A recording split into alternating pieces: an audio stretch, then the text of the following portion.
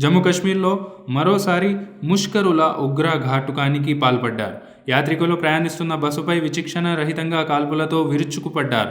ఉగ్రవాదులు జరిపిన కాల్పుల్లో ఓ బుల్లెట్ ఆ బస్సు నడుపుతున్న డ్రైవర్కు తగిలింది. దీంతో బస్సుపై డ్రైవర్ నియంత్రణ కోల్పోవడంతో అది కాస్త అదుపు తప్పి పక్కనే ఉన్న లోయలోకి దూసుకెళ్లింది. దీంతో ఘోర ప్రమాదం చోటు చేసుకుంది. ఈ ఘటనలో బస్సులో ప్రయాణిస్తున్న 10 మంది యాత్రికులు అక్కడికక్కడే ప్రాణాలు కోల్పోయారు.